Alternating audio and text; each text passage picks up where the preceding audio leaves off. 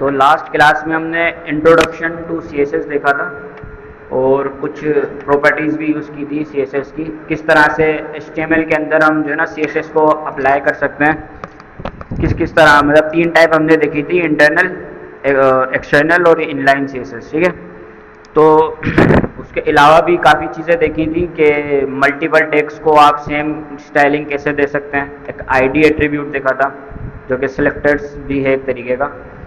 तो आज की क्लास में पहले हम जो है ना सिलेक्टर्स को देखेंगे मज़ीद, क्योंकि इसके अंदर आईडी के अलावा और भी सिलेक्टर्स होते हैं। सिलेक्टर सीएसएस की बेस है, सिलेक्टर आपको सारे आने चाहिए। सिलेक्टर के बिना जो है ना आप एचटीएमएल को अपनी सीएसएस में कॉल नहीं कर सकते।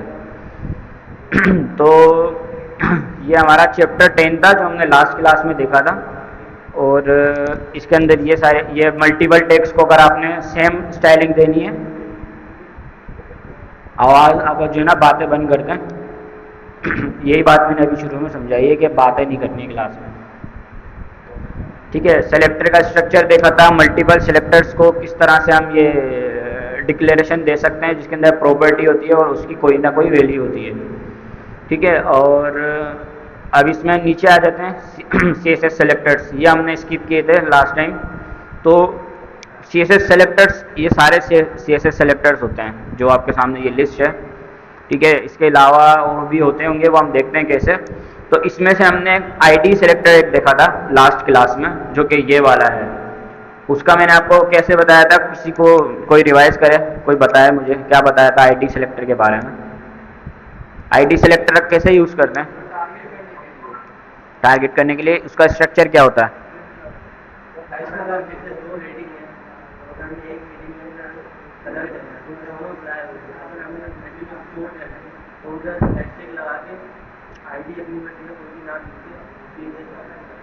सीएसएस में कैसे कॉल करते हैं, चले वो तो आईडी एट्रीब्यूट आपने दिया, आईडी एट्रीब्यूट को कोई भी वैल्यू दे दी, अब उसको सीएसएस में कैसे मैं कॉल करूँ?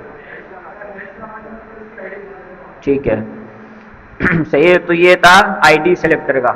इसी तरह से ना हमारे पास क्लास सेलेक्टर भी होता है।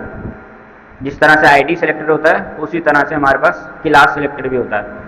तो पहले देखते हैं कि क्लास सेलेक्टर किस तरह से काम करता है। ये हमने फोल्डर के अंदर जो है ना एक और फोल्डर बना लेते हैं, CSS सेलेक्टर्स। इसमें VS कोड ओपन कर लेते हैं।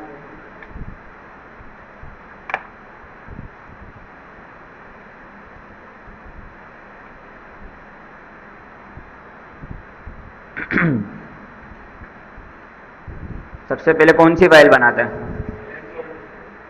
इंडेक्स की फाइल बनाते हैं ना, HTML की फाइल, क्योंकि CSS भी हम HTML में ही अप्लाई करेंगे। हमने लास्ट क्लास में देखा था कि अगर इंडेक्स की फाइल नहीं है तो अब CSS फिर कहीं दिखेगी नहीं आपको। आप लिख तो सकते हैं लेकिन वो अप्लाई कहाँ करनी है, उसके लिए आपके पास HTML होना लाजमी है जी। HTML की फाइल बना लेंगे, बॉयलर प्लेट लगा के उसको टाइटल दे देंगे CSS सेलेक्टर्स। इसके बाद इसमें सेलेक्टर्स के अलावा भी 2-3 चीज़ें देख लेंगे, लेकिन फिलहाल मेन टॉपिक यही है हमारा। अब CSS सेलेक्टर हो गया।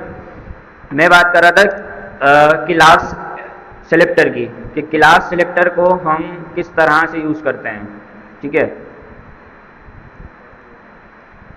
अब यहाँ पे अगर आप थोड़ा सा देखो ना, आईडी सेलेक्टर में हमने आईडी के लिए हैश और इंट्रोडक्शन, उसने कोई भी जो आप नाम देते हैं एट्रीब्यूट की, जो भी आप वैल्यू देते हैं उसने इंट्रोडक्शन है। इंट्रोडक्शन के अलावा यहाँ पे हमने लास्ट टाइम यूज़ किया था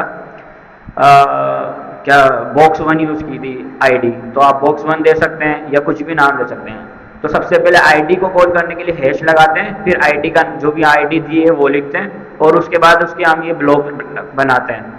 ठीक है, जिसमें हम डिक्लेरेशन अपनी डिफाइन करते हैं कि कोई भी प्रॉपर्टी और प्रॉपर्टी का नेम होगा। अब ऊपर इसी के ऊपर क्लास है। अगर क्लास को थोड़ा सा देखो तो क्लास भी इसी तरह से स्ट्रक्चर है। ये नोट उसका नाम है, क्या चीज़ है? नाम है। जिस तरह से आईडी में इंट्रोडक्शन नाम था, इसी तरह यह नाम है नोट। इसको आप बॉक्स 1 भी बोल सकते हो, div 1 भी बोल सकते हो, पैराग्राफ, चाइल्ड, XYZ, जो भी आप नाम देना चाहते हो वो आप इसको दे सकते हो। लेकिन उसके बाद क्या है, उसके बाद वही ब्लॉक्स हैं जिसके अंदर हमारी डिक्लेरेशन आती है। फ़र्क क्या है दोनों में? जब हम आईडी को कॉल करते हैं तो हम नीचे लिखते हैं हैश, जैसे हमने यहाँ देखा था। और क्लास को कॉल करते वक्त क्या लिखेंगे, डॉट, ठीक है, यहाँ डॉट बना हुआ है। इसी तरह से आप क्लास को कॉल कर सकते हो। अब थोड़ा सा प्रैक्टिकल में देखते हैं। उसमें देखने के लिए सबसे पहले हमें क्या करना होगा, हमने लास्ट क्लास में बात की थी कि 3 तरह से हम CSS यूज़ करते हैं, लेकिन मैंने बताया था कि आप एक्सटर्नल फाइल बना के यूज़ करें बेस्ट प्रैक्टिस के लिए, ठीक है, कोड क्लीन रहता है। और मल्टीपल HTML के अंदर आप सेम फाइल को यूज़ कर सकते हैं। इसीलिए जो है ना, आप एक सबसे पहले फाइल बनाएंगे हमेशा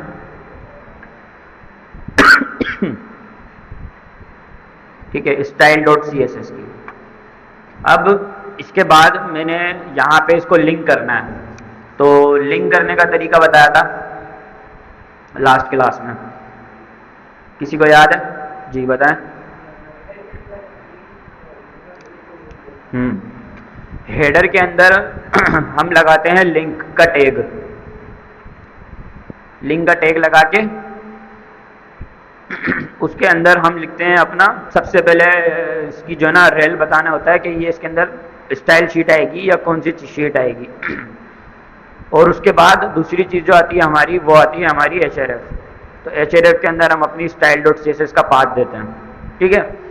अब अगर आपको इतना बड़ा लिखने की ज़रूरत नहीं है, मैंने लास्ट टाइम भी शॉर्टकट बताया था, आप लिखते हैं लिंक, तो यहाँ पे CSS का ऑप्शन आता है, उस पर क्लिक करेंगे, आपको ऑटो सब कुछ दे देगा। सिर्फ आपको फाइल का नाम चेंज करना होगा अगर आपकी फाइल इनडायरेक्ट किसी और डायरेक्टरी के अंदर है, नेस्टेड डायरेक्टरी में। तो ये हमारी फाइल कनेक्ट हो गई। कैसे पता चलेगा फाइल कनेक्ट हो गई? सबसे पहले तो गो लाइव जाते हैं। अब देखो तो हमारे पास यहाँ पे कुछ भी नहीं है, ठीक है। तो इस बॉडी को मैं CSS दे सकता हूँ? बिल्कुल मैं इस बॉडी को CSS दे सकता हूँ। क्यों? क्योंकि ये भी HTML का ही एक एलिमेंट है, सही है। तो HTML के किसी भी एलिमेंट को ना आप टारगेट कर सकते हैं CSS में। लास्ट टाइम हमने टारगेट किया था, कैसे किया था? हमने यूज़ किया था टैग सेलेक्टर का। टैग सेलेक्टर में क्या होता है, हम टैग का नाम देते हैं। अगर आप पैराग्राफ को टैग कॉल कर रहे हैं तो आप P लिखेंगे, H1 को कॉल कर रहे हैं तो आप H1 लिखेंगे। अब मुझे बॉडी को कॉल करना है तो मैं क्या लिखूंगा, बॉडी। बॉडी लिखने के बाद मैं बैकग्राउंड कलर देके रेड कलर दे देता हूँ उसको, तो हमारी बॉडी रेड हो गई। इससे हमें पता चल रहा है कि हमारी CSS कनेक्टेड है, सही है। तो हटा देते हैं इसको। हम बात कर रहे थे क्लास सेलेक्टर की। हमने लास्ट टाइम div देखा था। div एक रैपर होता है जिसके अंदर हमारे मल्टीपल जो है सेलेक्टेड एलिमेंट्स रैप होते हैं। div के अंदर हम बनाते हैं h1। h1 के अंदर हम इसको लिख देते हैं हेलो 1, और उसके बाद एक और h1 लगाते हैं और उसको लिखते हैं हेलो 2। ये दोनों आ गए, हेलो 1 हेलो 2। अब अगर से मैं यहाँ पे h1 लिख के h1 को बैकग्राउंड कलर दूंगा तो दोनों h1 में बैकग्राउंड कलर आ जाएगा, लेकिन मुझे एक h1 का कलर चेंज करना है। अब वो हमने लास्ट टाइम देखा था, आईडी के थ्रू हमने किया था। हमने आईडी के थ्रू उसका क्या किया था, कलर रेड कर दिया हमने उसका। सॉरी, पहले आईडी देनी पड़ेगी ना उसको, तो आईडी हम ये वाले को देते हैं।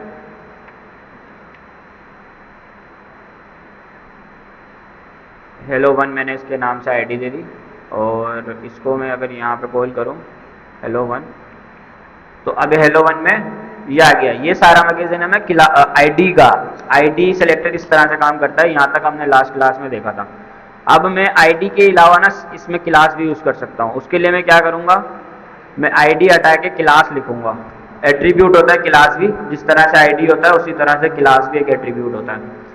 क्लास के अंदर हम मैं दोबारा से इसको कोई नाम दूंगा क्लास 1, ठीक है। क्लास 1 मैंने इसको नाम दिया, और यहाँ पे मैं अब जब इसको कॉल करूंगा तो हमने देखा था आईडी के टाइम पे हैश यूज़ करते थे, क्लास के टाइम पे क्या यूज़ करेंगे, डॉट, और उसके बाद जो भी आपने क्लास का नाम रखा है वो लिख दोगे आप, क्लास 1। तो अब हमारा रेड कलर आ रहा है, ठीक है। रेड की जगह मैं इसको अगर ब्लू कर दूं तो ये हमारा ब्लू कलर भी आ रहा है। अब ये तो काम हम आईडी से भी कर रहे थे, तो हम क्लास से क्यों करेंगे? मतलब दोनों का सेम ही काम है, तो दोनों के अलग अलग पर्पस क्यों, दोनों अलग अलग क्यों एट्रीब्यूट्स हमें दिए गए हैं? मैंने लास्ट टाइम बताया था आईडी जो होती है ना, हाँ बताओ।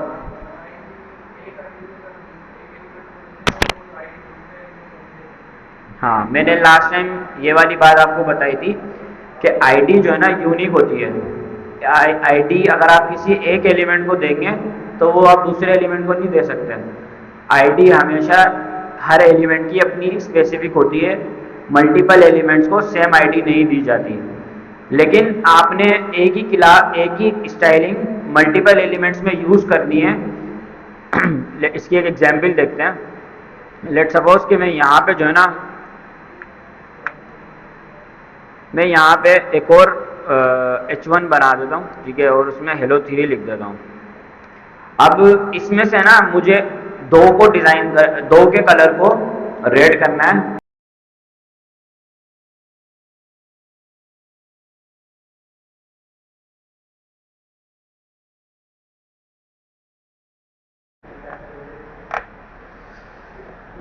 अच्छा, तो इसमें हम क्लास का देख रहे थे कि क्लास में जो है ना, मैं बात कर रहा था कि मुझे इन तीनों में से ना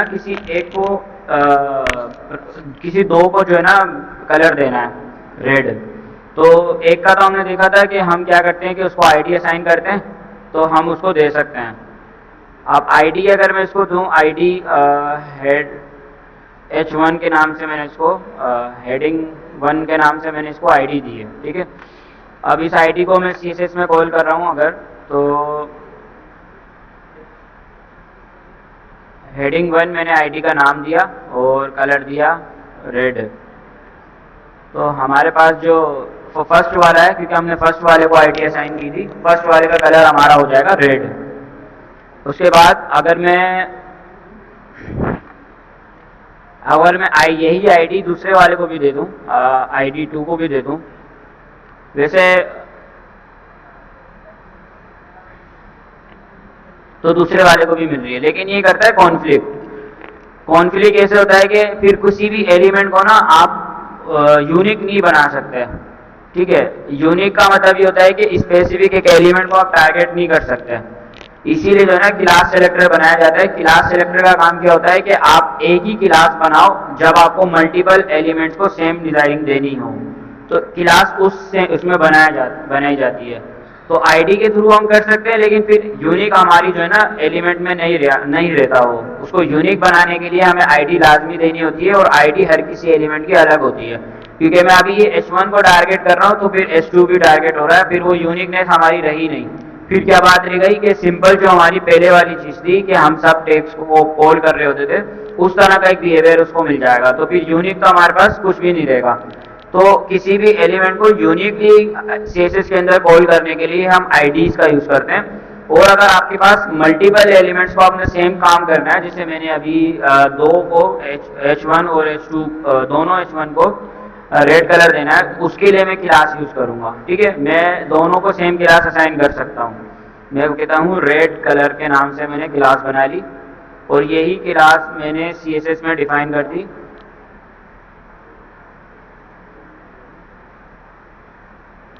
आगे लगा के डॉट, ठीक है। अब ये रेड कलर की क्लास बन गई।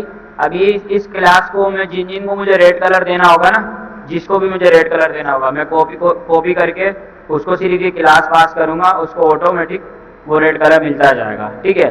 तो मल्टीपल एलिमेंट्स के लिए आप क्लास का यूज करते हैं, और अगर आपको यूनिकली किसी चीज को आइडेंटिफाई करना है तो आप आईडी का यूज करते हैं।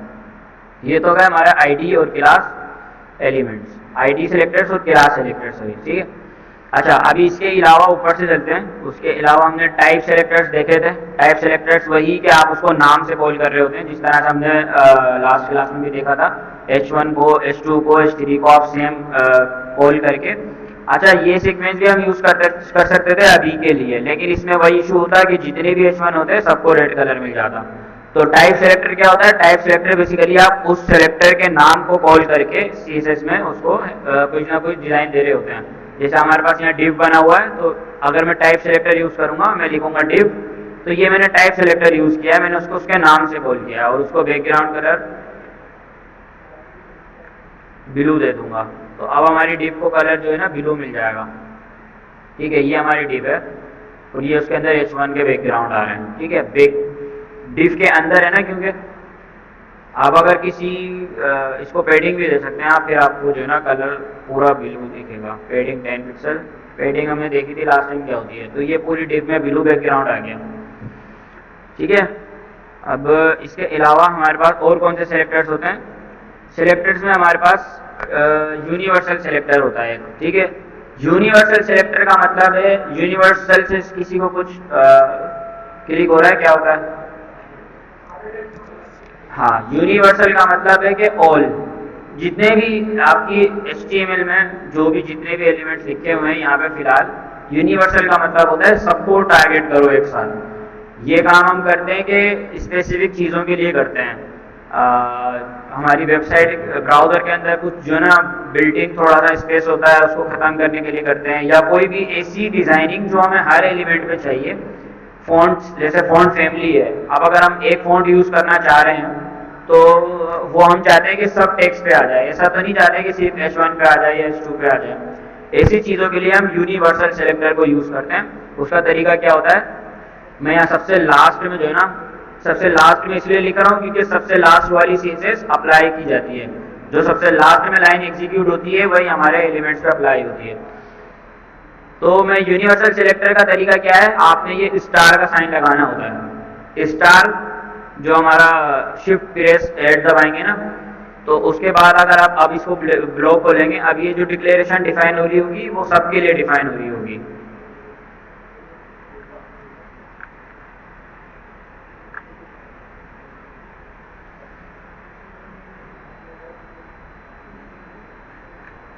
अच्छा, ऊपर से हटाना होगा इसको।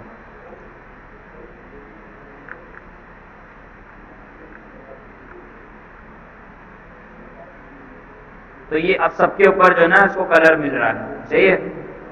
तो यूनिवर्सल सिलेक्टर क्या करता है, जितने भी सिलेक्टर्स होते हैं ना सबको सेम कलर दे देता है या सेम स्टाइलिंग दे देता है। अब इसके अलावा और कौन सा होता है? यूनिवर्सल सिलेक्टर हमने देख लिया। Universal selector, type selector, class selector और आईडी सिलेक्टर देख लिया। अब चाइल्ड सिलेक्टर भी होता है हमारे पास एक। चाइल्ड सिलेक्टर का मतलब होता है कि किसी भी एलिमेंट के चाइल्ड को आपने टारगेट करना है, ठीक है। अब जैसे कि मैंने यहाँ पे ये मैंने इसको मैं चाहता हूँ कि डिफ के अंदर जितने भी H1 है ना मैं सबको टारगेट करूँ। तो मैं कैसे करूँगा? सिर्फ डिफ वाले जो अंदर हैं, मतलब ये कि मैं फिलहाल ये वाली चीज़ हटा देता हूँ, या एक काम करते हैं इसको कमेंट करके नीचे एक नया डिफ बनाते हैं। मैं कहता हूँ डिफ के अंदर मैंने एक H1, मैंने 3 H1 लिखे हैं, ठीक है। तीनों के अंदर मैंने लिखा हेडिंग, मैंने लिखा HTML, उसके बाद मैंने लिखा CSS और हमारी JS, और एक H1 मैंने बनाया बाहर यहाँ पे, और ये मैंने बोला आउटसाइड हेडिंग है ये, ठीक है। तो कुछ इस तरह से हमें शो हो रहा है। अब ये डिज़ाइनिंग हमें वहाँ से आ रही है क्योंकि हमने ये यूज़ किया हुआ है। तो इसको भी हम कमेंट करते हैं और इस बैकग्राउंड को भी हम कमेंट करते हैं ताकि हमें H1 में कुछ नज़र ना आए।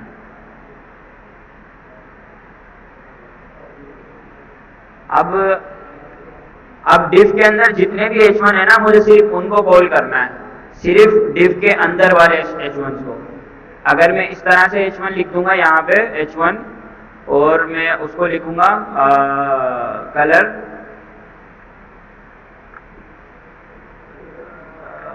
ये वाला कलर अगर मैं दे रहा हूँ, तो अभी तो ये सबको मिल रहा है, आउटसाइड वाली हेडिंग को भी मिल रहा है। ये तीनों चीज़ें कहाँ बनी हुई हैं? डिफ के अंदर बनी हुई हैं। और ये वाली चीज़ कहाँ बनी हुई है? डिफ के बाहर बनी हुई है। लेकिन मुझे सिर्फ इन तीनों को कलर देना है, इसको कलर नहीं देना। तो वो मैं कैसे करूँगा? चाइल्ड सेलेक्टर का यूज़ करके। चाइल्ड सेलेक्टर का मतलब ये होता है कि आप पेरेंट के जितने भी चाइल्ड हैं सबको सेलेक्ट करो। कैसे करते हैं? अब ये सिंपल, तो इसने सारे H1 को कॉल कर लिया।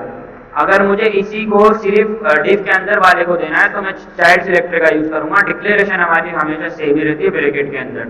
उसका क्या तरीका होता है? सबसे पहले मैं डिफ लिखूंगा, क्यों? क्योंकि मैं डिफ के चाइल्ड्स को सेलेक्ट कर रहा हूँ। उसके बाद मैं यूज़ करूँगा चाइल्ड सिलेक्टर के लिए। अगर हम बुक में देखें तो हमारे पास ये वाली एंगल वाली साइन होती है, ये रहा चाइल्ड सेलेक्टर, ठीक है, ये एंगल वाली साइन होती है हमारे पास। इस साइन का यूज करके, इस साइन का यूज करके हम क्या करते हैं, चाइल्ड सिलेक्टर को कॉल करते हैं। तो मैंने div लिखा, div के बाद मैंने ये वाली साइन लगाई और उसके बाद मैंने h1 लिखा। तो अब क्या होगा कि हमारे जो div के अंदर वाले हैं ना, सिर्फ उनको स्टाइलिंग मिलेगी। ठीक है, चाइल्ड सिलेक्टर सिर्फ चाइल्ड को कॉल टारगेट करता है, बाहर की चीजों को टारगेट नहीं करता। ठीक है, तो चाइल्ड सिलेक्टर इस तरह से काम करता है। इसके अलावा इसके अंदर मजीद और भी सिलेक्टर्स होते हैं, जैसे लास्ट चाइल्ड होता है। अभी अगर मैं लास्ट चाइल्ड कर दूंगा तो सिर्फ लास्ट वाले को मिलेगा। सही है, देखें। और इसी तरह से मतलब फर्स्ट चाइल्ड को, सेकंड चाइल्ड को टारगेट कर सकते हैं। वो सारे सिलेक्टर्स आप जब सीखते करते जाएंगे आपको पता चलता जाएगा। लेकिन ये कि इस तरह की चीजें भी कर सकते हैं आप। आपने कैसे करना है, लास्ट चाइल्ड को सिलेक्ट, आपने कोलन लगाया, कोलन लगाने के बाद आपने लिखा लास्ट, लास्ट चाइल्ड आपके पास टॉप पे आ गया। इससे क्या होता है, सिर्फ वो लास्ट वाले को ही कलर देगा, डिफ के अंदर वाले लास्ट वाले को, ना कि बाहर वाले को। जो डिफ के अंदर सबसे उसका आखिरी एलिमेंट है ना, वो उसको टारगेट करेगा। तो ये हो गया हमारे लास्ट चाइल्ड सिलेक्टर। और चाइल्ड सिलेक्टर के बाद हमारे पास आते हैं, अब चाइल्ड सिलेक्टर को ना इस तरह से भी वैसे यूज कर सकते हैं। इसको बोलते हैं डिसेंडेंट सिलेक्टर। ये क्या करता है, matches an element that is a descendant of an another specified element, not just. अच्छा, इसका टारगेट होता है a element that sit inside a P. वही काम करता है जिस तरह से हमने ऊपर किया। बेसिकली दोनों का काम सेम ही है, लेकिन उन्होंने बस उसको नाम जो है ना अलग दिया हुआ। थोड़ा सा फर्क भी होगा, बट ये कि उसकी तो हाउ का जो वो होता है ना, पर्पस दोनों का इसी तरह से ही होता है।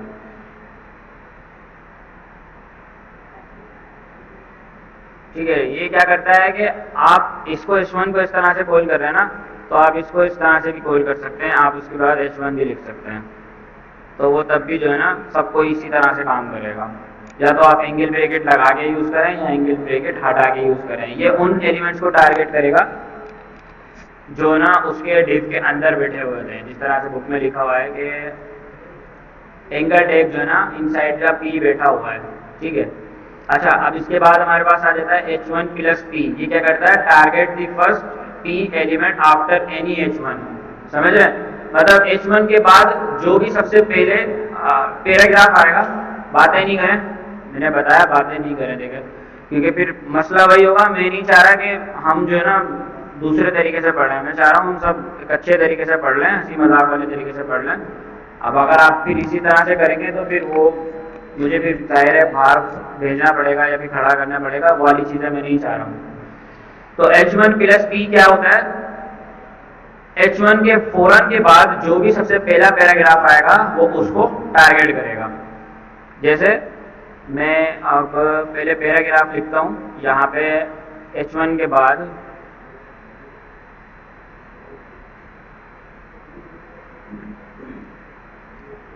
पैरा 1, पैरा 2 और पैरा 3। ठीक है, ये 3 पैराग्राफ बनाए मैंने। अब इसमें मुझे सबसे पहले वाले को टारगेट करना है, तो मैं इस वाले सिलेक्टर का यूज करूंगा। इन सिलेक्टर को जो है ना आप थोड़ा सा प्रैक्टिस भी करना। इसको बोलते हैं एडजेसेंट सिबलिंग सिलेक्टर। ये क्या करता है कि target the first paragraph element after any h1 element but not other p elements, लिखा हुआ है इसमें ना। तो हम जाते हैं यहाँ पे और उसके बाद हम लिखते हैं h1 के बाद प्लस p और उसको हम देते हैं बैकग्राउंड।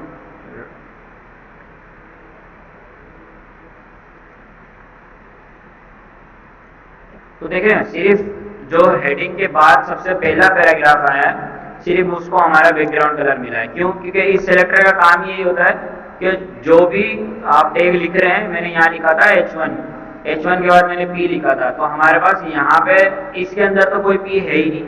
इसके बाद यहाँ पे सबसे पहले ये p पैराग्राफ 1 जो है ना वो कॉल हो रहा है, इसीलिए वो क्या कर रहा है, सबसे पहले पैराग्राफ वाले को सेलेक्ट कर रहा है।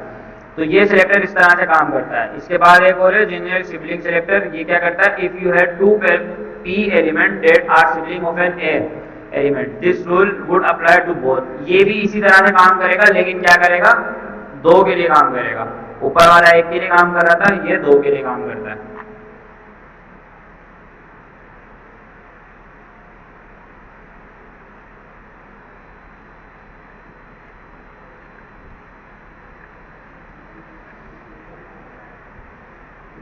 सारे सेलेक्ट किए हैं क्योंकि पेयर है, ठीक है। अगर एक से ज्यादा जितने भी होंगे तो वो सबको ही सेलेक्ट करेगा। दोनों का काम एक ही है। अगर आपने फर्स्ट वाले को टारगेट करना है तो आप फर्स्ट वाले को, ऊपर वाले को यूज करेंगे, और अगर आपने सबको टारगेट करना है तो आप नीचे वाले को यूज करेंगे। ठीक है, ये कुछ सेलेक्टर होते हैं। इसके अलावा भी और भी बहुत सारी चीजें होती हैं। क्लास, अब यही चीज अगर हमें क्लास में करनी है, ठीक है, हमने क्लास की एग्जाम्पल ली थी, तो इसको सारे को मैं हटा देता हूँ। वीडियो आपके पास अब होती है, और ये के बुक्स पे हम पढ़ रहे हैं तो वहाँ से भी आप ले सकते हो। ये चलो कमेंट कर देता हूँ मैं इसको।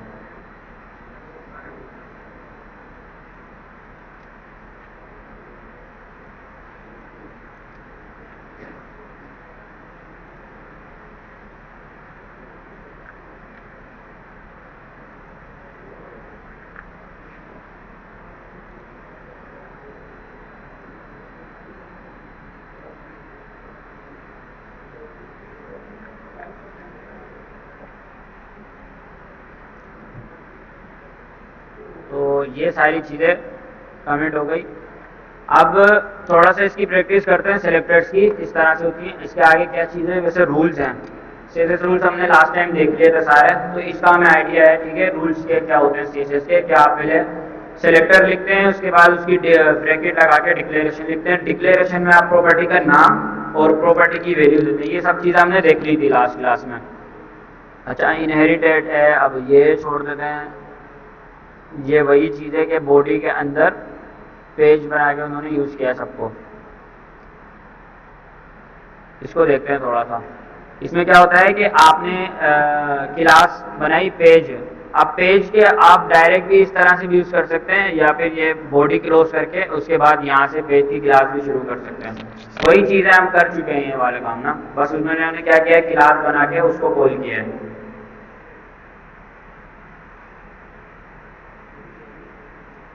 यहाँ पे ये चैप्टर एंड होता है। इसकी समरी क्या है कि ईच एलिमेंट, उसकी अपीयरेंस जो भी होगी, its own box and use rules to indicate how that element should look. ये हमने फर्स्ट क्लास, इससे पिछले क्लास में देख लिया था कि सीएसएस क्या करती है कि आपके कोई से भी एचटीएमएल के एलिमेंट को किस तरह से दिखाना है उसका काम करती है, उसके लुक एंड वाइज का काम करती है। अब रूल्स जो है ना, सीएसएस के rules are made of a selector that specify the element the rule apply to. Selectors के थ्रू ही हम रूल्स अप्लाई करते हैं। रूल्स अप्लाई करने के लिए सीएसएस के पहले सेलेक्टर यूज करते हैं, फिर उनको कॉल करते हैं। ये सारी चीजें हमने करके देख ली। डिफरेंट टाइप्स ऑफ सेलेक्टर्स होते हैं, अभी हमने देखे। Declarations are made up to two parts. ये मैंने बताया था कि जो डिक्लेरेशन होती है उसके दो पार्ट होते हैं। पहले सीएसएस की प्रॉपर्टी और उसकी कोई ना कोई वैल्यू। जैसे हमने देखा कि बैकग्राउंड अगर हम दे रहे हैं तो हम बैकग्राउंड कलर लिख रहे हैं पहले, फिर उसकी कोई भी वैल्यू बता रहे हैं, रेड, ब्लू, ग्रीन, जो भी उसकी वैल्यू होगी वो हम बता रहे हैं उसको। उसके बाद लास्ट में क्या है कि सेपरेट डॉक्यूमेंट होता है। ये मैंने बताया कि हम सेपरेट डॉक्यूमेंट भी बना सकते हैं, जैसे हम बनाया इसके अंदर style.css की फाइल, इस तरह से भी कर सकते हैं। वरना क्या है कि आप एक ही फाइल में भी यूज कर सकते हैं, लेकिन usually appear in a separate document, also they may appear with in an HTML page. ठीक है, इसके बाद कलर्स आ जाते हैं। अब कलर्स तो हमने देख ही लिए वैसे क्या होते हैं, कि हाउ टू स्पेसिफाई कलर्स, ये हमें पता है कैसे कर रहे थे। हम कलर प्रॉपर्टी यूज कर रहे थे और उसकी वैल्यूज दे रहे थे। कलर टर्मिनोलॉजीज और कॉन्ट्रास्ट क्या होते हैं, बैकग्राउंड कलर क्या होता है। ठीक है,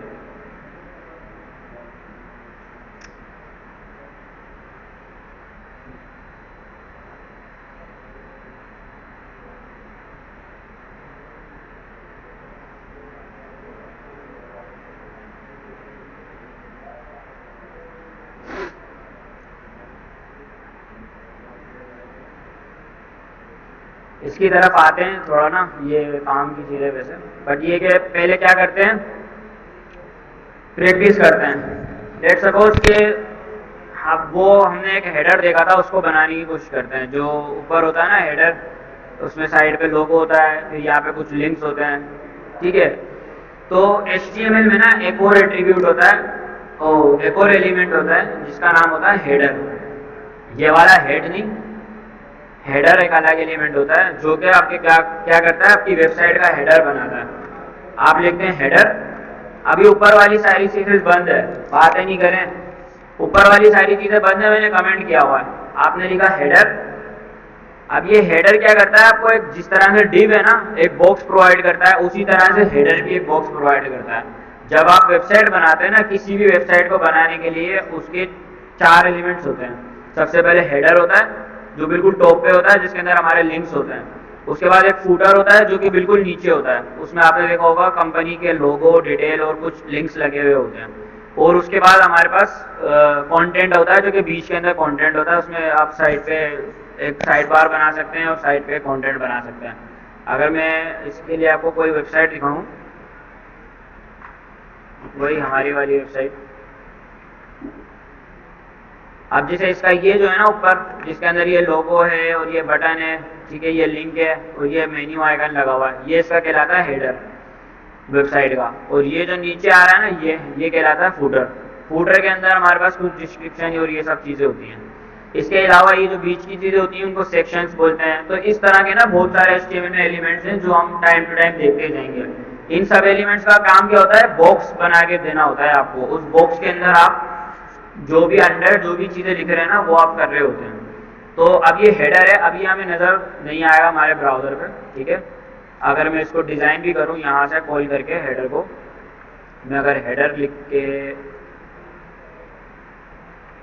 तो हमें डिज़ाइन भी इसका नज़र नहीं आएगा। क्यों? क्योंकि बाय डिफ़ॉल्ट इसकी विड्थ और हाइट 0 होती है बिल्कुल। इसको कोई विड्थ नहीं होती, कोई हाइट नहीं होती, इसीलिए ये जो ना हमें नज़र नहीं आता। अगर मैं इसको हाइट दे दूँ, हाइट जिस तरह से विड्थ देते हैं उसी तरह से हाइट देते हैं। हाइट 100 पिक्सल मैंने इसको दी, अभी मुझे इसकी विड्थ नज़र आएगी, सही है। तो इस तरह से जो है ना हेडर होता है एक पूरा, जिसकी कंप्लीट फुल विड्थ होती है।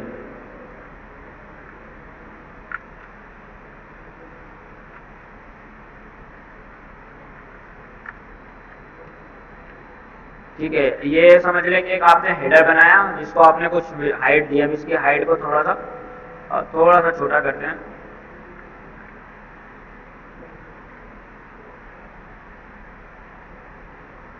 फिफ्टी रखते हैं, ठीक है। ये इसकी हाइट से मैंने किया। अब अगर आप एक चीज देख रहे हो, इस हेडर के साइड में ना स्पेसिंग आ रही है ये, ठीक है, इसको खत्म करनी है आपने।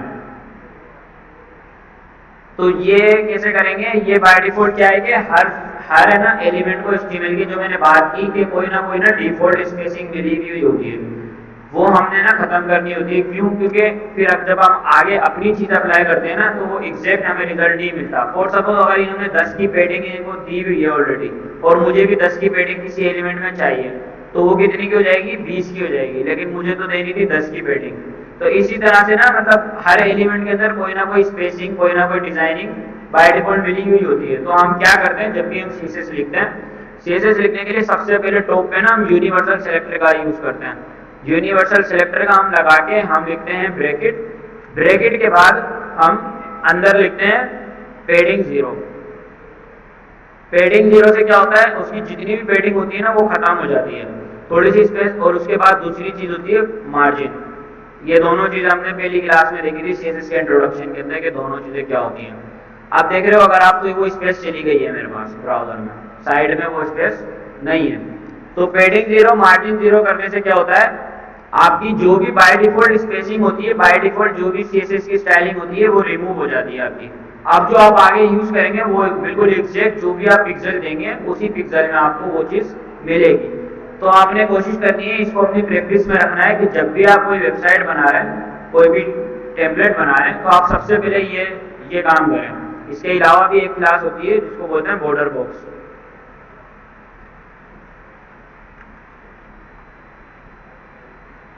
बॉर्डर बॉक्स होती है, क्या होता है,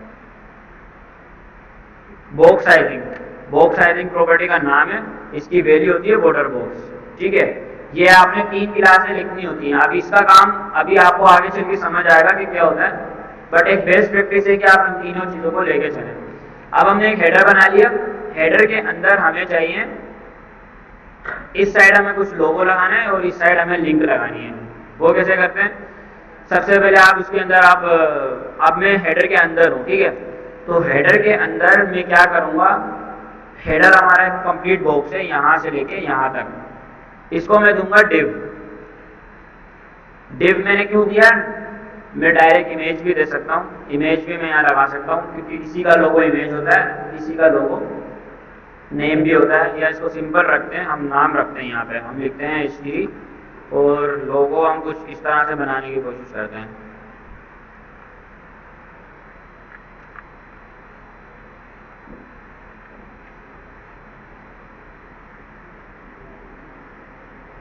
क्या ये चलेगा इस तरह, ये वाले ये हमने पढ़ा नहीं है टॉपिक।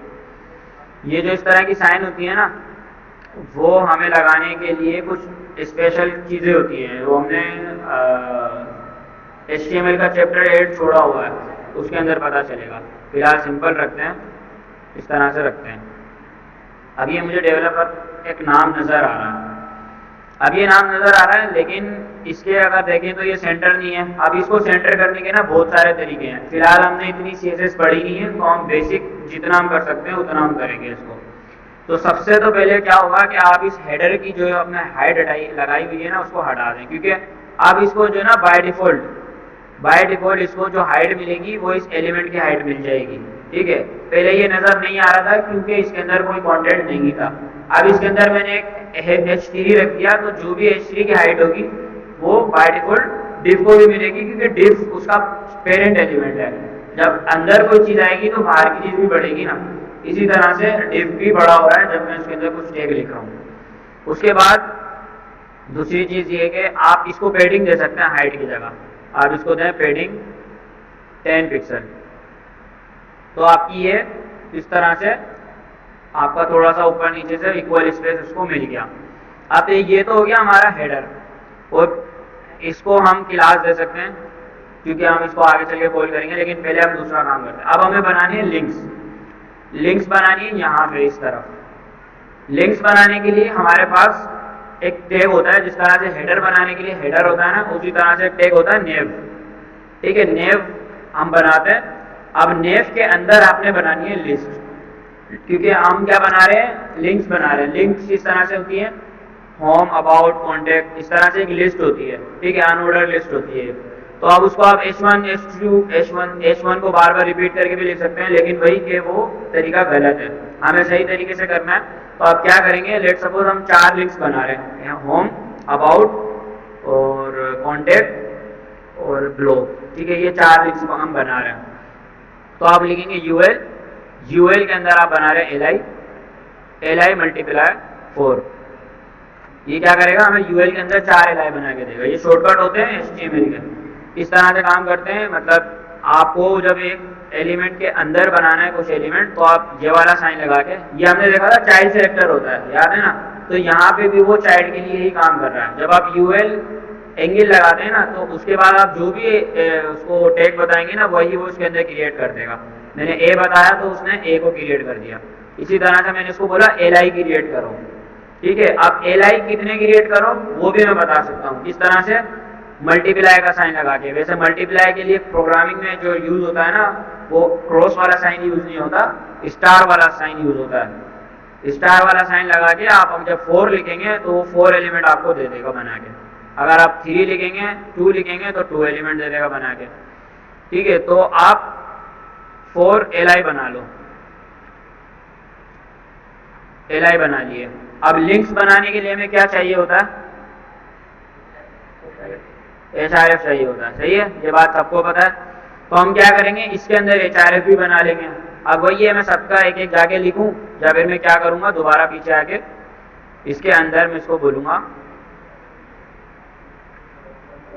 li के अंदर नहीं, पहले li की लेंथ बतानी होगी 4, उसके बाद ये पता नहीं काम कर रहा, ठीक है, सही है। li के अंदर 4 href उसने मुझे बना के दे दिए। इससे क्या होता है, कोडिंग स्पीड बढ़ जाती है आपकी, सही है, आप थोड़ा जल्दी कोडिंग करने लग जाते हैं इस तरह के शॉर्टकट यूज करके। तो मैंने क्या करा, मैंने बनाया नेव के अंदर UL। अच्छा, नेव इसलिए बनाया ताकि HTML को पता चले, ब्राउजर को पता चले कि भाई ये नेव बार है, ये चीज़ काम करती है एसीओ पे, आपकी एसीओ ऑप्टिमाइज करने के लिए। आगे चल के आपको पता चलेगा, अगर नहीं पता एसीओ क्या होता है। एलआई के अंदर हमने बनाया अनऑर्डर लिस्ट, और उस लिस्ट के हमने बनाया 4 आइटम, 1 2 3 4, और हर आइटम के अंदर हमने इसको दे दिया एंकर टैग। अब एंकर टैग आपने दे दिया, एंकर टैग देने के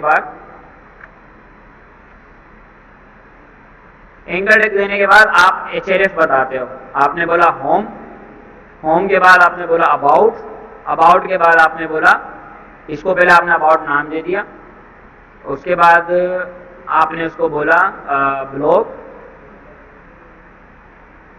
ब्लॉग लिखा, उसके बाद आपने बोला कॉन्टेक्ट, कॉन्टेक्ट लिखा, सही है। और यहाँ पे हम लिख देंगे होम। तो अब अगर हम देखें हमारे पास लिस्ट आ गई है, ठीक है, लिस्ट आ गई है 4 एलिमेंट की, होम, अबाउट, ब्लॉग और दूसरी चीज कॉन्टेक्ट। अब ये तो इस तरह से आ गया, मतलब ये तो आ गया वर्टिकल, लेकिन हमने अब जो भी हेडर देखे हैं, हमारे हेडर किस तरह से होते हैं, ऐसे साइड बाय साइड होते हैं, ठीक है। वो चीज कैसे होगी, अब इसको हमें एक के बराबर में लाना है, लेकिन ये तो दोनों एलिमेंट ब्लॉक एलिमेंट है, ठीक है। हमने बात की थी ब्लॉक एलिमेंट इनलाइन एलिमेंट्स की। ब्लॉक एलिमेंट्स क्या है कि वो तो पूरी विड्थ लेते हैं, तो ये दोनों एलिमेंट ब्लॉक एलिमेंट है। अगर दोनों नहीं भी है तो हमारा H3 तो ब्लॉक ही ब्लॉक है, ठीक है, ये तो लाजमी ब्लॉक एलिमेंट है, ये तो हमें पता है। तो ये इसको इसलिए लाजमी जो है ना नीचे करेगा। तो अब इसके लिए CSS में आप कैसे फिक्स करेंगे इस चीज को, आप जाएंगे CSS के अंदर। अब आपने हेडर के अंदर क्या बनाया हुआ है, एक H3 बनाया हुआ है जिसमें आपने लोगो दिया हुआ है। तो या तो आप क्या करें, आप इसको इस तरह से भी लिख सकते हैं, हेडर के अंदर जो H3 है, क्योंकि H3 तो हमारे पास हेडर के बाहर भी हो सकता था। अगर मैं सिर्फ H3 लिखूंगा तो वो सबको टारगेट कर लेगा, लेकिन मुझे सिर्फ हेडर के अंदर वाले को टारगेट करना है। तो या तो मैं इस तरह से भी लिख सकता हूँ, हेडर, हेडर के बाद ये और उसके बाद ब्लॉक उसका लिख सकता हूँ, या फिर मैं क्या करूंगा सिर्फ सिंपल इस तरह से भी लिख सकता हूँ। दोनों सेम काम करते हैं, हमने पिछले भी सेलेक्टर वाली सेक्शन में देखा कि कैसे होता है। इसके अलावा और भी आप इसको मजीद अच्छा कर सकते हैं, वो ये कि आप इसको कोई क्लास दे दें। क्लास, अभी हमारा लोगो होने वाला है ना, तो हम इसको लोगो बोल देते हैं, ठीक है। लोगो की हमने इसको क्लास दे दी, अब अभी हमें नजर नहीं आएगी। तो अब हम क्या करेंगे, हेडर के अंदर जो क्लास है उसको टारगेट करना है। अभी तक हम देख रहे थे कि हेडर के अंदर हम इस तरह से टैग्स को टारगेट कर रहे थे, लेकिन हम यही चीज कैसे कर सकते हैं, हेडर के अंदर ही हम क्लास को भी टारगेट कर सकते हैं। किस तरह से, हेडर लिखेंगे, उसके बाद आप आगे क्लास लिखेंगे। क्लास लिखने का क्या तरीका होता है, डॉट, क्या क्लास दी थी मैंने, लोगो, ठीक है। हेडर के अंदर लोगो भी आप टारगेट कर सकते हैं, उसका कलर वगैरह चेंज कर सकते हैं, साइज बढ़ा सकते हैं, ठीक है, ये काम कर रहा है। इस तरह से भी कर सकते हैं, या फिर वो जो हमने एंगल वाली साइन देखी थी वो भी कर सकते हैं। तो ये तो हमने किया। अब ये सबसे पहले तो लोगों को हो गया, लोगों को बाद में देखते हैं क्या मसला है, लेकिन अभी हमें क्या करना है, इन दोनों को बराबर में लाना है। बराबर में लाने के लिए एक प्रॉपर्टी होती है हमारे पास, बेसिकली बराबर में लाने की प्रॉपर्टी नहीं होती, वो प्रॉपर्टी होती है उसकी डिस्प्ले को किसी भी एलिमेंट के डिस्प्ले को कंट्रोल करने के लिए प्रॉपर्टी होती है, ठीक है। मतलब अभी इसका जो डिस्प्ले है वो ब्लॉक है, लेकिन हम इसके डिस्प्ले को इनलाइन भी बना सकते हैं बाय यूजिंग CSS, ठीक है। उसके लिए प्रॉपर्टी होती है डिस्प्ले के नाम से। आप लिखते हैं डिस्प्ले, उसके बाद ये आपको सारी वैल्यूज मिल रही हैं, ठीक है। ये आ गया हमारा इनलाइन। मैं जब इसको इनलाइन दूंगा तो ये हमारा इनलाइन बन चुका है, ठीक है। अगर मैं इसको बैकग्राउंड कलर ब्लू दूं, देख रहे हो, ये हमारा सिर्फ कंटेंट विड्थ ले रहा है, ठीक है। इसको बोलते हैं कंटेंट विड्थ, हमने पिछली क्लासेस में देखा हुआ है। अगर मैं इसको हटा दूं तो अब ये पूरी विड्थ ले रहा है। अगर मैं इस प्रॉपर्टी को दोबारा लगा दूं, अब ये सिर्फ कंटेंट विड्थ ले रहा है। तो डिस्प्ले क्या करता है, आपके एलिमेंट्स की विड्थ को, कंटेंट विड्थ को कंट्रोल करता है। लेकिन अभी भी ये नीचे आ रहा है, क्यों, कोई रीजन बता सकता है कि हमारी लिंक्स अभी भी नीचे क्यों आ रही हैं? अब तो ये हमने इनलाइन बना दिया। हाँ, तो जो दूसरा एलिमेंट है वो भी तो हमारा ब्लॉक है ना, जो हमने दूसरा एलिमेंट यूज किया हुआ है यहाँ पे, ये वाला, ये भी तो एक ब्लॉक एलिमेंट है ना। अगर आपको देखना है कि वाकई में ब्लॉक एलिमेंट है, तो हम इसको क्या करते हैं, हम आईडी जो क्लासेस का यूज करते हैं ताकि जो है ना हमें, वैसे तो हम इसको सिंपल नेव करके भी टारगेट कर सकते हैं। यहाँ पे मैं इसको सिर्फ ऐसे नेव भी लिखूंगा जब भी ये मुझे मिल जाएगा, लेकिन हम आईडी का यूज करेंगे। आप इसको बोलते हैं आईडी, और आईडी आप इसको देते हैं नेव बार। आप इसको नेव बार के नाम से आईडी देते हैं। अब इस आईडी को आप अपनी सीएसएस में आके कॉल कर सकते हैं। आपने लिखा नेव बार, नेव बार के बाद अगर मैं इसका बैकग्राउंड कलर ऊपर से ले आता हूँ, क्योंकि आपको हमें पता है कि ये तो इनलाइन है। अब अगर मैं देखूं तो ये पूरी विड्थ इसने ली हुई है, तो ये क्या है, ब्लॉक एलिमेंट है। मैं इसको भी क्या कर सकता हूं, इसको मैं कंटेंट विड्थ कर सकता हूं। ठीक है, कैसे करूंगा, सोरे हो क्या सब भाई, कैसे ऊपर जो हमने इनलाइन किया है लोगों को, इसी तरह से हमने इसको भी इनलाइन करना है। कैसे करूंगा, डिस्प्ले की प्रॉपर्टी यूज करूंगा, डिस्प्ले और इनलाइन। अब इसकी कंटेंट विड्थ हो गई है यहां तक, लेकिन ऊपर क्यों नहीं आया ये, फ्लेक्स बताया नहीं है ना, फिर कंफ्यूज हो जाएंगे ये लोग।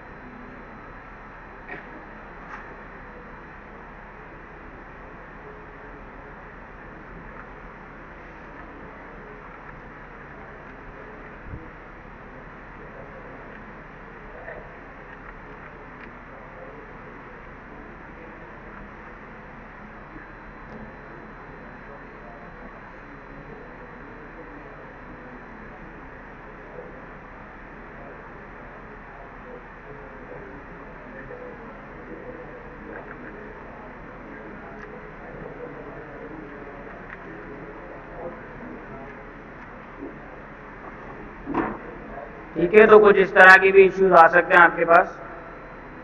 अब उसके लिए भी डीबगिंग करनी होती है। हम इनको तो सबको ला सकते हैं, लेकिन ये हमने बनाया H3 क्लास लोगो, और H3 को हमने इनलाइन किया डिस्प्ले। उसके बाद हमारे पास आ गया नेव बार, इसको आईडी दी नहीं दी क्या, नेव बार।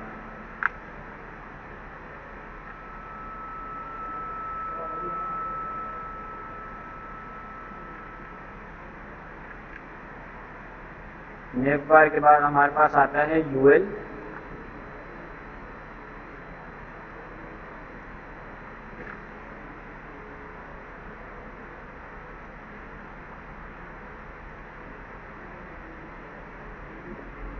नहीं आ रहा।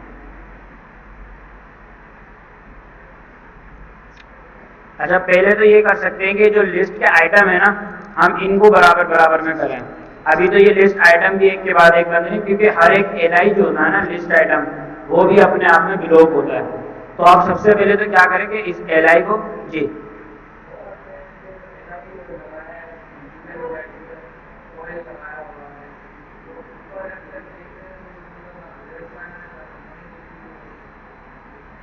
किसके अंदर एलआई बनाया हुआ जो,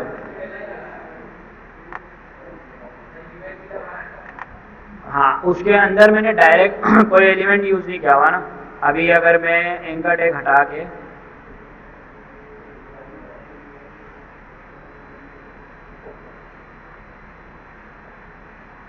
ये डिजाइनिंग की वजह से है, थोड़ा सा हमने जो यहाँ पे किया है ना, ये जो चीज की है, ठीक है, वो क्या करता है, असल में कोई चीज आ रही है लेकिन वो ना स्पेसिंग खत्म हो रही है ना, तो उसकी वजह से हो रहा है। मे भी शायद जो हमारा वो इनलाइन वाला इश्यू है वो भी उसी वजह से हो रहा होगा। इसको वापस लगा रहा हूँ ताकि थोड़ा सा क्लीन रहे। तो जो हमारे एलआई है ना, हमें एलआई को टारगेट करना है सारों को। तो जो यूएल के अंदर एलआई हैं उन सबको मैं कैसे टारगेट करूंगा, टारगेट करने के लिए सबसे पहले मैं लिखूंगा यूएल, यूएल के बाद में लिखूंगा एलआई, एलआई के अंदर मैं डिस्प्ले इनलाइन कर दूंगा। उसे क्या होगा कि हमारे जितने भी एलिमेंट्स होंगे ना वो सारे इनलाइन आ जाएंगे।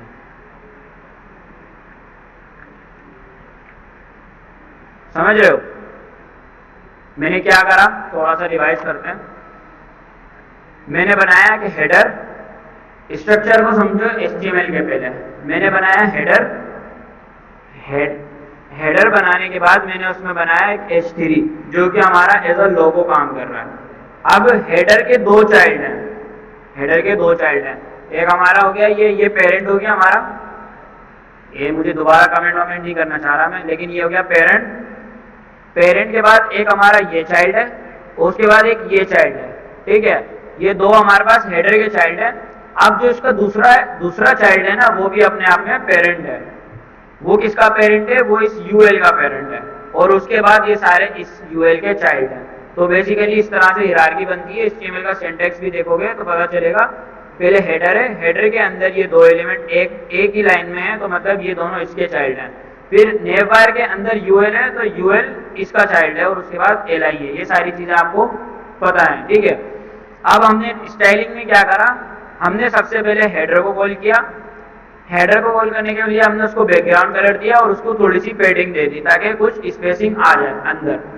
उसके बाद हमने क्लास बनाई, क्लास हमने दी लोगो को, लोगो को हमने क्लास दी और हमने उसको बोला कलर रेड ले लो। अब क्योंकि H3 पूरी विड्थ लेता है तो हमने उसको बोला डिस्प्ले इनलाइन कर दो।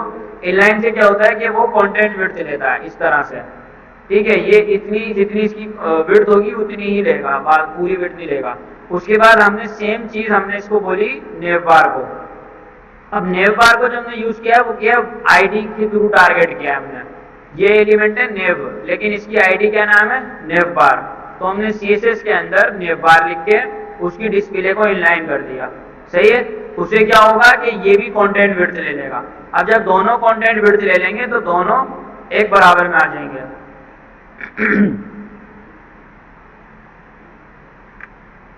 अभी ये दोनों नीचे आ रहे हैं, क्यों? क्योंकि एक की तो विड्थ कंटेंट है लेकिन दूसरे की विड्थ फुल हुई हुई है, क्योंकि दूसरा वाला ब्लॉक एलिमेंट है। तो आप दोनों को क्या कर दो इनलाइन, तो आपसे क्या होगा कि दोनों बराबर में आ जाएंगे।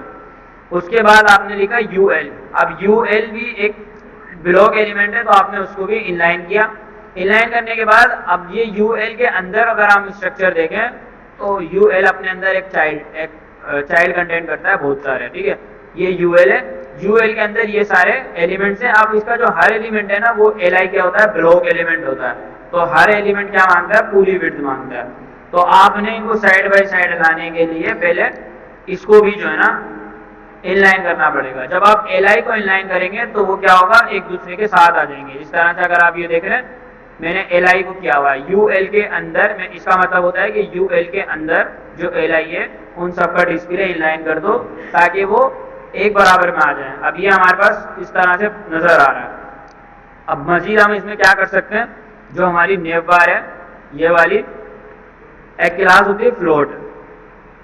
अब ये क्लासेस है ना आप लोगों को याद करने की जरूरत नहीं है। मतलब आप बोलो कि सर इतनी सारी क्लासेस बता रहे हो ये वो, उसमें पता है क्या होता है? क्लासेस जब याद करने बैठोगे ना तो फिर तुम मतलब ये हो जाओगे कि नहीं हो सकता मुझसे, ठीक है। तो हमने ना इन चीजों को याद नहीं रखना होता, हमें सिर्फ कॉन्सेप्ट क्लियर करना है कि अगर मुझे चीजों को एक बराबर में लाना है तो कौन सी प्रॉपर्टी होती है, कोई होती है नहीं होती, आपको पता है होती है। तो आप क्या कर सकते हो, उसकी डिस्प्ले को यहाँ पे सर्च कर सकते हो कि HTML के डिस्प्ले को कंट्रोल करने के लिए कौन सी होती है। GPT कर सकते हो, ठीक है। GPT बहुत सारी कुछ चीजें बता देता है। तो आप क्या करते हो, इन चीजों का सिर्फ आपको कॉन्सेप्ट आना चाहिए कि आप इस तरह की चीजें कर सकते हो डिस्प्ले को कंट्रोल करके। फिर आप उसको थोड़ा सा सर्च करोगे, क्योंकि मोस्टली प्रोग्रामिंग में जो है ना 70% सर्चिंग होती है और 30% आपकी कोडिंग होती है। अगर आप जितने अच्छे सर्चिंग में हो जाओगे ना आपकी कोडिंग ऑटोमेटिक अच्छी हो जाएगी, क्योंकि हजारों चीजें होंगी। अभी तो ये CSS है, आगे चल के जावास्क्रिप्ट, बहुत सारी चीजें, आप सब चीजें याद नहीं रख सकते, लेकिन अगर आपका कॉन्सेप्ट क्लियर है तो आप उसको इजीली कर सकते हो। जैसे मैं भी ये कि इस इशू में फंस रहा था तो मैंने क्या किया, थोड़ी सी सर्च की तो मुझे पता चल गया कि इनलाइन करूंगा तो मैं हो जाएगा, क्यों? क्योंकि मुझे कॉन्सेप्ट क्लियर है। तो आप लोगों ने भी अपना कॉन्सेप्ट क्लियर करना है। बल्कि ये नहीं करना है कि आप याद करने बैठ जाओ, चीट शीट बनाने बैठ जाओ। बना लो चीट शीट, उसके लिए आपके लिए हेल्प होगी, वो तो ऑनलाइन भी आपको मिल जाएंगी, जीपीटी भी दे देगा। लेकिन मेन बताने का मतलब ये है कि आपका कॉन्सेप्ट क्लियर होना चाहिए, तो आप सारी चीजें कर सकते हो। अब इस जो नेव बार को ना मुझे यहाँ लाना है, तो उसके लिए एक प्रॉपर्टी होती है फ्लोट की, ठीक है। फ्लोट क्या करता है, फ्लोट के अंदर आप जो भी डायरेक्शन बताते हो ना, वो आपके एलिमेंट को उस डायरेक्शन पे सेट कर देता है। अगर आप उसको लेफ्ट बोलोगे तो वो लेफ्ट पे कर देगा, राइट बोलोगे तो राइट कर देगा, जिस तरह से हमारा टेक्स्ट अलाइन काम करता था। लेकिन टेक्स्ट अलाइन काम करता है सिर्फ टेक्स्ट के लिए, हमें ब्लॉक्स के लिए का काम करना है, तो हम उसके लिए फ्लोट का जो है प्रॉपर्टी यूज करते हैं। हम बोलते हैं फ्लोट, फ्लोट में हमें इसको देंगे राइट। तो ये हमारा यहाँ राइट साइड पे देख रहे हो, ये हमारा राइट साइड पे शिफ्ट हो जाएगा, सही है। फ्लोट लेफ्ट भी कर सकते हो, दोबारा लेफ्ट पे आ जाएगा, लेफ्ट पे आ गया। अब इसने लेफ्ट पे इतना आया कि जो इस H1 को है ना, उसको भी उसने अपने राइट पे कर दिया। तो फ्लोट इस तरह से काम करता है कि बॉक्स के जो उसके पेरेंट है ना, उसके हिसाब से आप उसको लेफ्ट राइट कहीं भी सेट कर सकते हो। तो इसको हम राइट करते हैं, सेंटर भी होता है इसका, हाँ फ्लोट के अंदर सेंटर होता है। अगर किसी एट्रीब्यूट्स की वैल्यूज देखनी हो ना आपको, तो आप क्या करो, उसको थोड़ा सा टाइप करके छोड़ो तो वो सारे सजेशन आपको दिखाता है। अब इसमें आ रहा है inline and, inline start, left right, centre नहीं होता इसमें, ठीक है। सेंटर के लिए ये बना नहीं है, बेसिकली ये बना है लेफ्ट और राइट सेट करने के लिए। तो इस तरह से आप इसको कर सकते हो। मैंने लिखा फ्लोट राइट, तो ये हमारी जो लिंक्स हैं उनको इसने राइट साइड पे शिफ्ट कर दिया। अब इसमें मजीद हम क्या कर सकते हैं, पहली चीज तो थोड़ा सा स्पेस और बढ़ा सकते हैं। ये हेडर हमें थोड़ा सा छोटा लग रहा है, स्पेस बढ़ाने के लिए क्या करेंगे, कहाँ पे दूंगा मैं पैडिंग,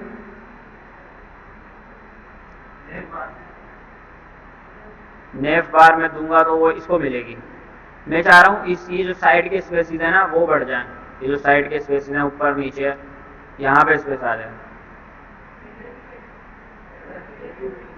हाँ हेडर की पैडिंग बढ़ाएंगे हम, ठीक है, क्योंकि ये सब चीजें किसके अंदर है, हेडर के अंदर है। ये तो आपको बैकग्राउंड से भी पता चल रहा है कि ये जो कलर मैंने दिया हुआ है ये हेडर को दिया हुआ है।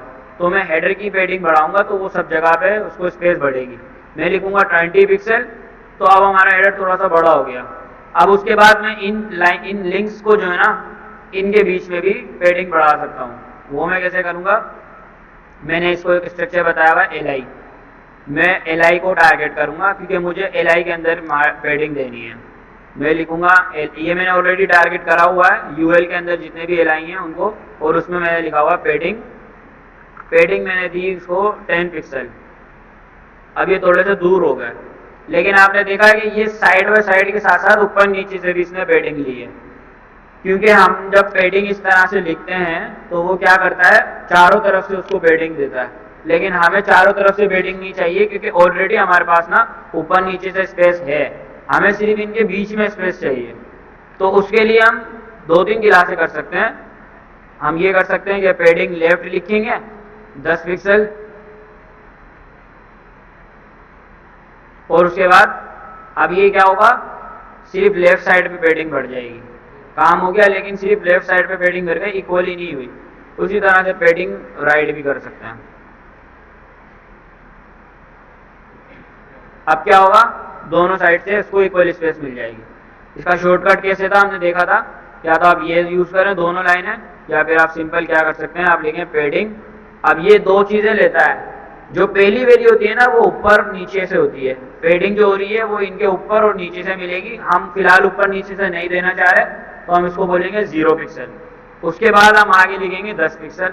अब क्या होगा कि सिर्फ उसको side by side he padding मिलेगी। इसके अंदर मजीद क्या कर सकते हैं, पहले तो इसको है ना कैपिटल में लिखते हैं सारों को।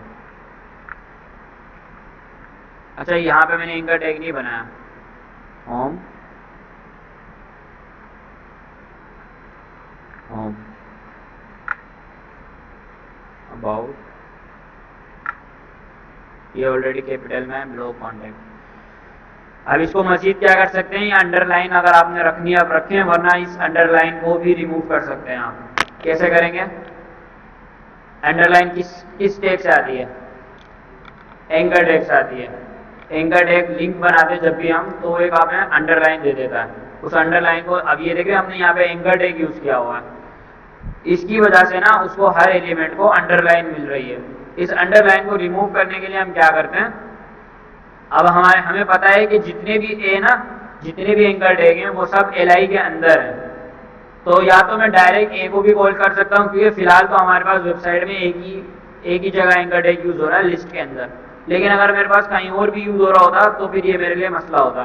तो मैं क्या करूँगा, या तो इस यूएल को जो है ना क्लास दे सकता हूँ और उसको बोल सकता हूँ कि इस यूएल के अंदर जो ए आ रहे हैं ना सिर्फ उनको टारगेट करो, जो कि हमने ऊपर देखा कि सिर्फ पेरेंट के चाइल्ड को टारगेट करो।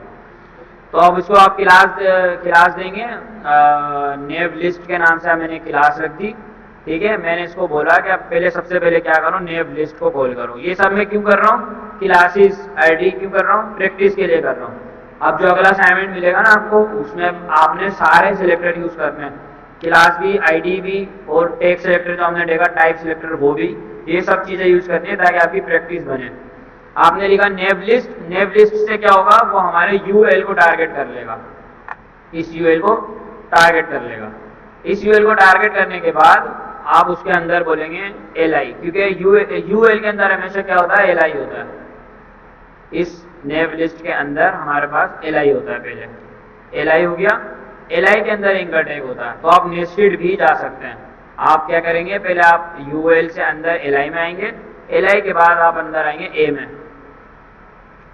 अब इस एंकर टैग को ना आप अंडरलाइन रिमूव कर सकते हो। अंडरलाइन रिमूव करने के लिए क्या करते हो, बेसिकली अंडरलाइन जो है ना वो इसकी स्टाइलिंग है, इस लिस्ट आइटम की स्टाइलिंग होती है, तो उसको हमें हटाना होता है।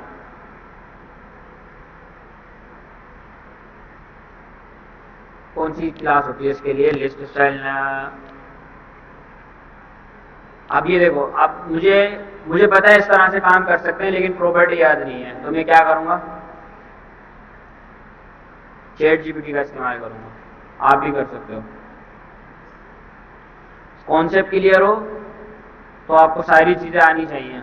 आप क्या लिखोगे, इसको बोलो remove, how to remove underline from a anchor tag. वैसे ये इतना होशियार होता है, इसको यूजिंग CSS टेक्स्ट डेकोरेशन होती है। ठीक है, मैं बोल रहा था स्टाइल का, तो बेसिकली मेरा मतलब था डेकोरेशन। अब इसने मुझे फौरन से बता दिया कि आप टेक्स्ट डेकोरेशन यूज करो और उसको नन दे दो। तो आप भी इस तरह की चीजें किया करो जब आपको असाइनमेंट मिले। अब मैंने क्या करना है, इस एंकर टैग के अंदर आके मैंने बोलना टेक्स्ट डेकोरेशन नन। जो लिस्ट स्टाइल वाला मैं बता रहा था ना, वो बेसिकली क्या होता है, अगर मैं ये हटा दूं ना, ये चीज अगर मैं हटाऊं, वो हमने क्या हटाया था जब सारी चीजें हटाई थी, पता नहीं वो कैसे हुआ था। लिस्ट स्टाइल क्या करता है, वो जो आपके बुलेट पॉइंट्स आए थे ना यहाँ पे, उसको हटाना हो। अगर आपको किसी जगह पे आपको बुलेट पॉइंट्स नहीं चाहिए लेकिन लिस्ट चाहिए, वो लिस्ट स्टाइल से वो बुलेट पॉइंट्स खत्म हो जाते हैं। तो अब क्या हुआ, ये हमारा यहाँ पे डेकोरेशन नन करने की वजह से हमारा जो अंडरलाइन थी वो चली गई सब एलिमेंट्स की। इनके फॉन्ट साइज को बड़ा कर सकते हो आप। मैं बोला हूँ लोगों का जो फॉन्ट साइज है थोड़ा सा बड़ा हो जाए, वो हो जाए हमारा 34 पिक्सल हो जाए। ठीक है, थोड़ा सा बड़ा हो गया। इसके अलावा जो हमारे लिंक्स के एंकर टैग के साइज हैं वो थोड़े से बड़े हो जाएं।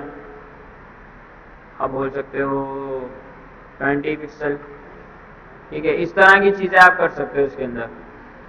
तो इस तरह से फॉन्ट्स को कंट्रोल कर सकते हो और एक हेडर आप बना सकते हो। सही है, फिलहाल हमारे लिए यही चीज़ ज़रूरी थी,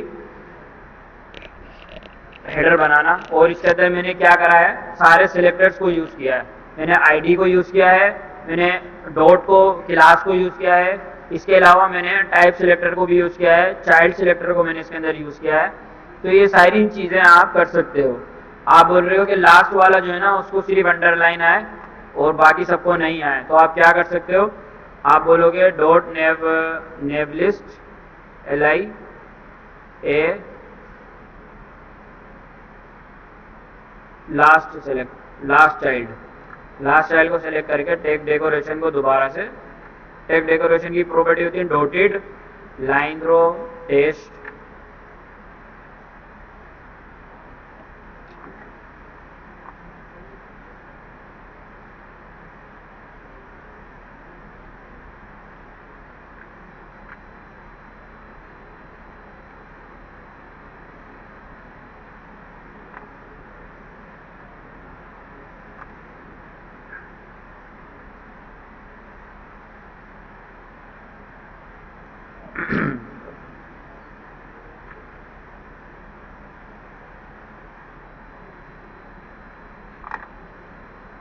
इस तरह से ना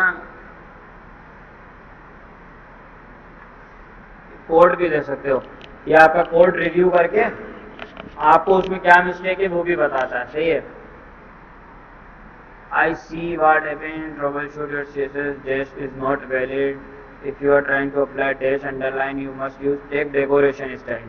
अब क्या होता है कि CSS जो है ना डे बाय डे इम्प्रूव हो रही है, एक टाइम पे एक प्रॉपर्टी है आज, कल को वो प्रॉपर्टी चेंज हो जाएगी। अब ये टेक डेकोरेशन को इन्होंने क्या कर दिया, टेक डेकोरेशन स्टाइल कर दिया इस तरह से।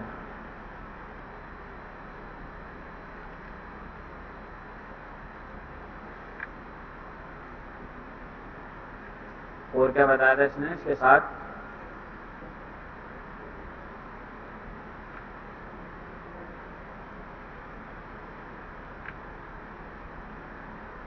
तो ये इस तरह से डैश जो है ना डॉटेड वाले डैश भी आ सकते हैं।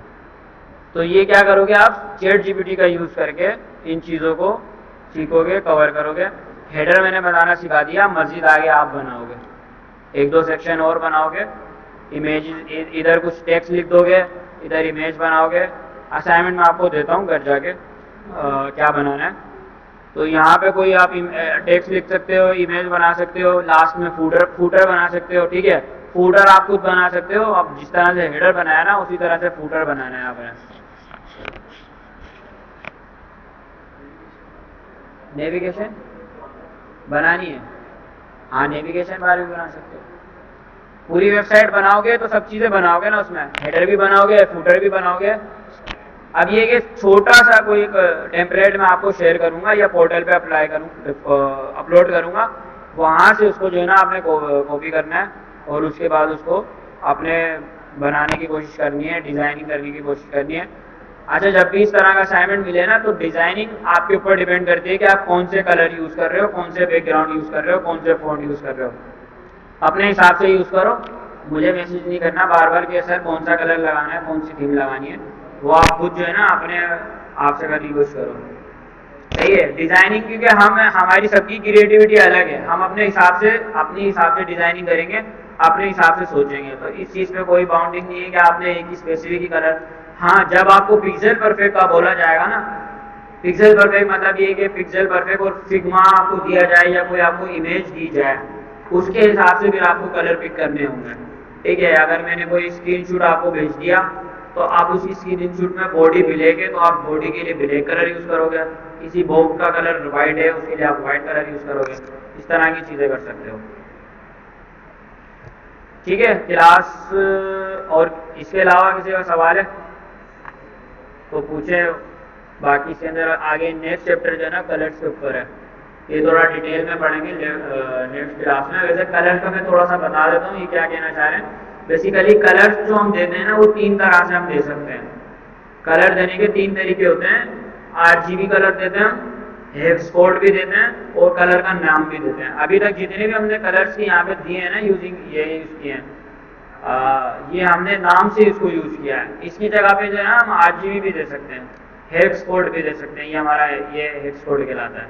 ठीक है, इसके अलावा अब इसका RGB कलर अगर बनवाना है हमें, वैसे तो RGB कलर यूज़ करने का तरीका आसान होता है। आप लिखते हैं RGB और उसके अंदर तीन वैल्यूज आती हैं। RGB का मतलब क्या होता है, रेड ग्रीन ब्लू, इन तीनों कलर से मिलके जो है ना हमारा एक RGB कलर बनता है। अब पता नहीं कहाँ दिया हुआ है, मैंने लोगों में दिया हुआ है।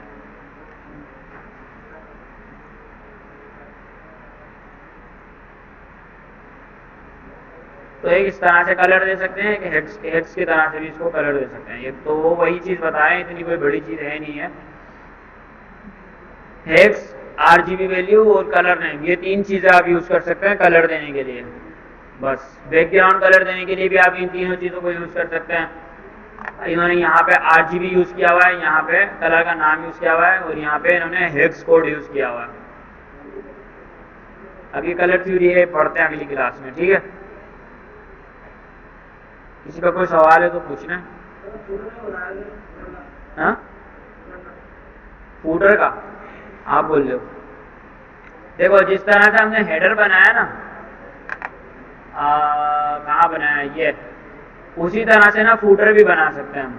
ये तो हमारा हेडर हो गया, उसके बाद जिस हेडर का टैग होता है उसी तरह से फूटर का टैग होता है। फूटर के टैग के अंदर जो भी लिखोगे वो उसका फूटर होगा, बस फूटर होता है। अब इसके अंदर आप मजीद अपनी चीज़ें यूज़ कर सकते हो, जैसे मैंने यहाँ पे HTTP यूज़ किया, नेव यूज़ किया, तो आप भी क्या कर सकते हो, आप उसको बोल सकते हो कि पहले आप एक HTTP बनाओ, उसके अंदर कुछ लोरेम 12 लिखो, उसके बाद हेडिंग के बाद आप उसमें UL बनाओ, UL के अंदर LI बनाओ, लिंक्स लगाओ, ये सारी काम चीज़ आप इसके अंदर भी कर सकते हो। फिर आप इसको वहाँ पे CSS में कॉल करके स्टाइल भी कर सकते हो। ये असाइनमेंट है, आपने खुद ही नहीं करना है, सही है। जिस तरह से मैं हेडर बनाया ना उसी तरह से फूटर भी बनाना है आपको। हाँ, वो मैं भेजता हूँ, कोई इमेज भेजता हूँ, उसको आपने जो ना कन्वर्ट करना है, कोड के अंदर कन्वर्ट करना है, ठीक है। तो क्लास को ख़त्म करते हैं, यहाँ तक किसी का कोई सवाल हो वो पूछ लें, और नहीं है तो फिर आप लोग जा सकते हैं।